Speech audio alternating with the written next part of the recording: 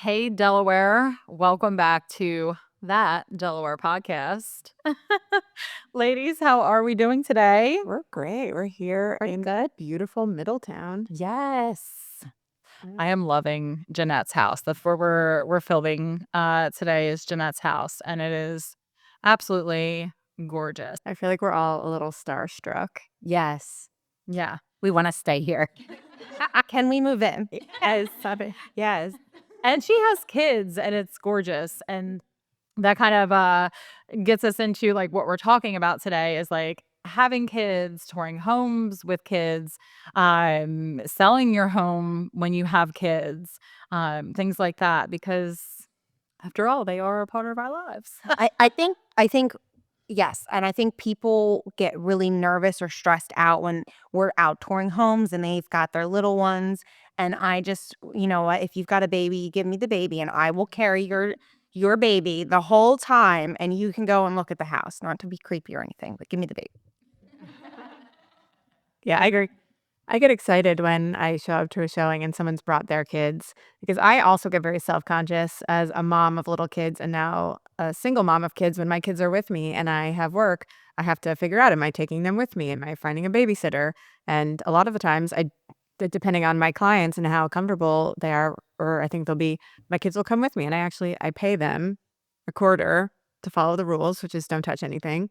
So I actually really like when people bring their kids on showings. Also, the kid is going to live there. They should Yeah. be a part of the experience. Yeah. It is cool to have them a part of the experience.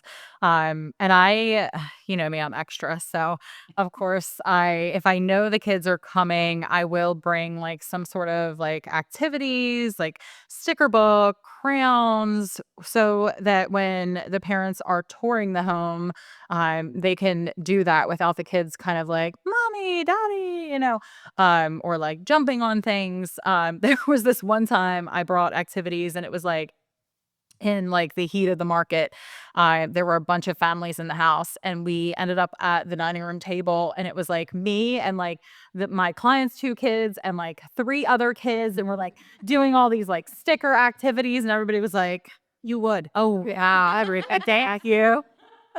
like I got it, go go go. I find when kids come on showings, they are very fixated on like the personal items in the home, and they're very excited. Like, oh, this house has a green couch, and we get to have a green couch. Yeah. And I love a green couch. So I love I love the explanation about what does and does not convey with the home.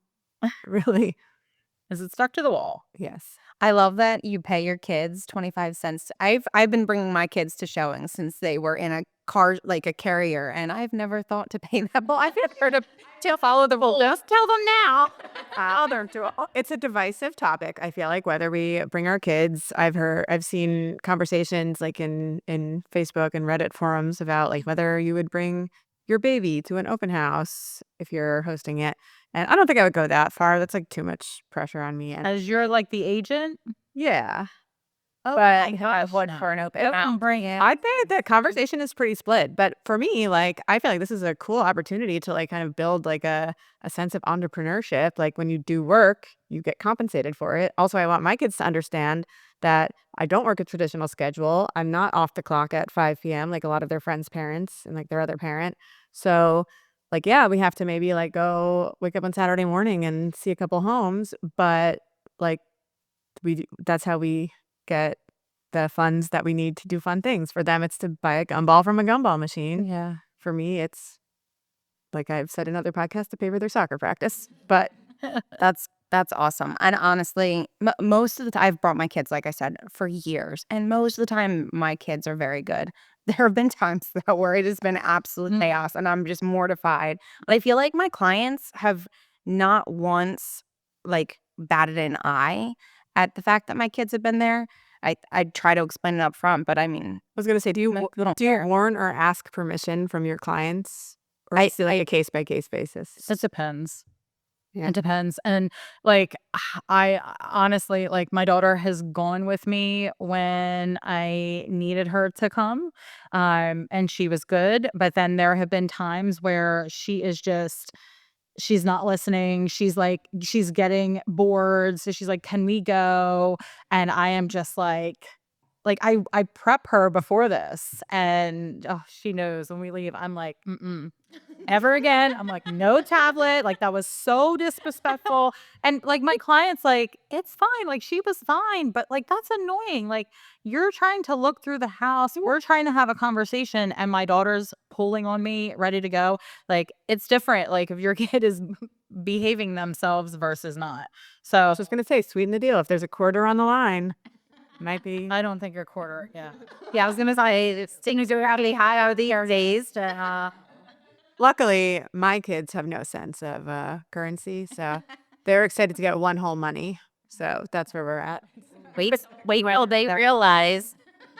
But that reminds me of what I was going to say. How many of those parents do you think, back when you would go to parties with your parents, you'd be driving in the car and they'd give you the pep talk like, all right, don't be running around the house with them other kids. Don't touch anything in our friend's house. How many of those conversations do you think are happening? Yeah. They happen in my yard here. But sit down. Yep.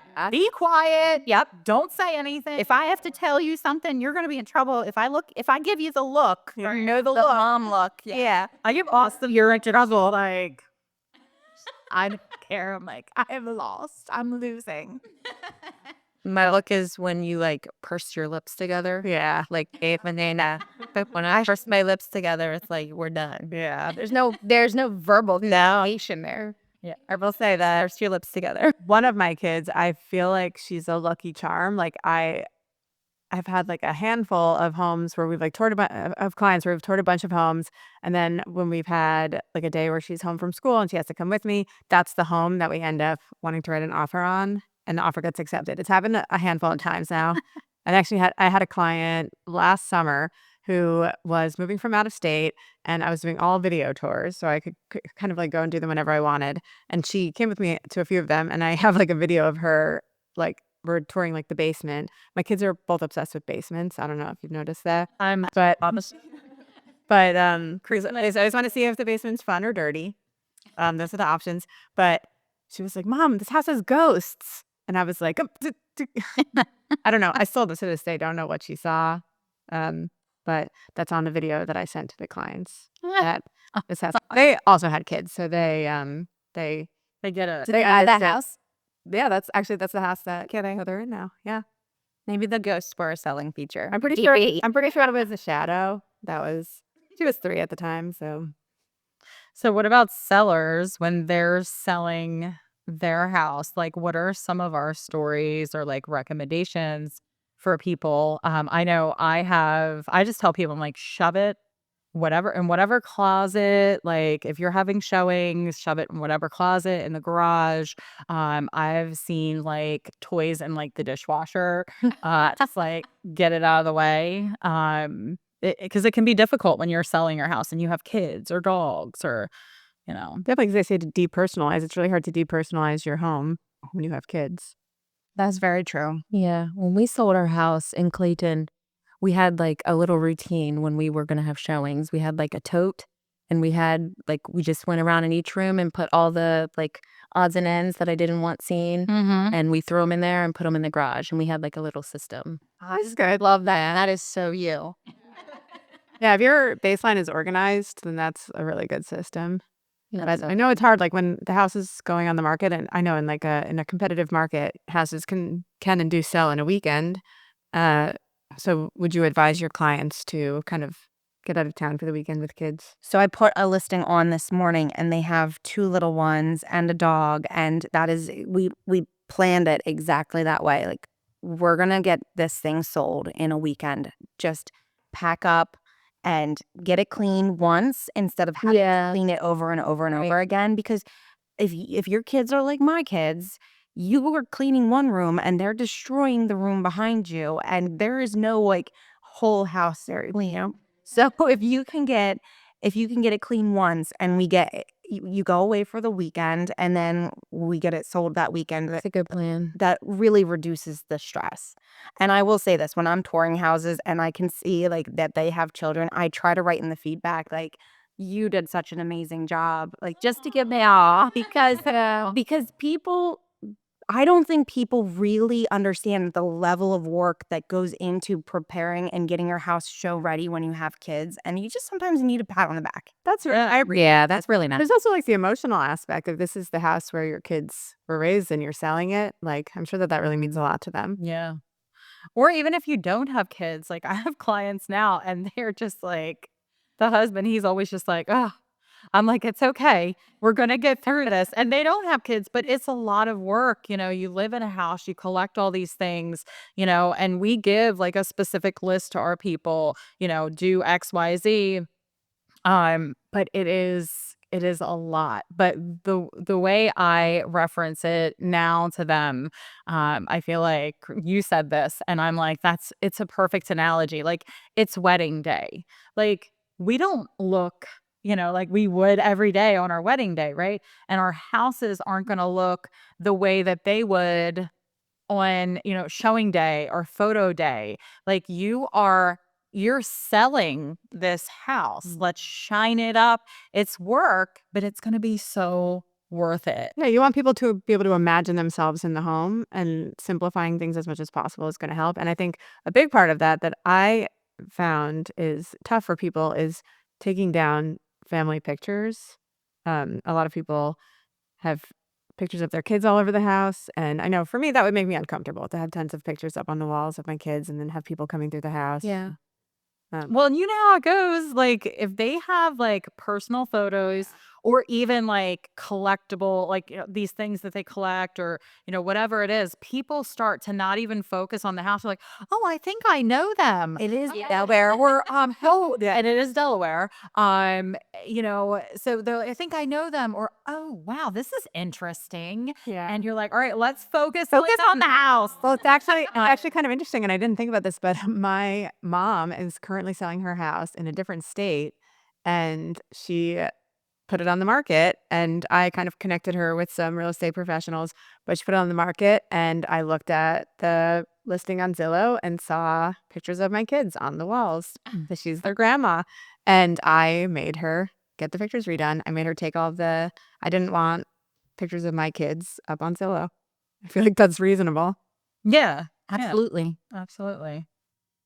something to think about when you're getting your house ready. Yeah. Do you want your kids on the internet? It's it's a personal matter, but I just be personalized. That's always It's also like all of these things. Yes, they're difficult, but if you're serious about selling your house, you need to do all of these things to get the most for your property. I don't care what market it is. You're going to, yeah, maybe you have 3 offers, but you know what? Maybe they're going to be 3 better offers than they would have been. Like you are doing all of this so that you can move. And I always tell my people, like, yes, you are still living in the house, but you have 30 to 45 days to get everything packed up and out of here. So let's depersonalize. Let's pack up those things now so that you can get more money or a better offer and things can be smoother and it just works out better for you financially. Less work in the weeks that are the time crunch overall. yeah, you're gonna have to do it eventually anyway. Yes, so you might as well get the ball rolling. Yeah, get Pre-pack that it head up. start.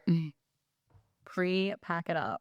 All right. Well, we're going to wrap it up for this podcast. Thank you so much for listening to us. Again, we're That Delaware Podcast. And we'll see you next time. Thank you for tuning in to another episode of That Delaware Podcast. Be sure to follow us on Instagram at That Delaware Podcast and our team page at RosaioTeam_real estate. And of course, if you have any real estate or Delaware questions, feel free to reach out.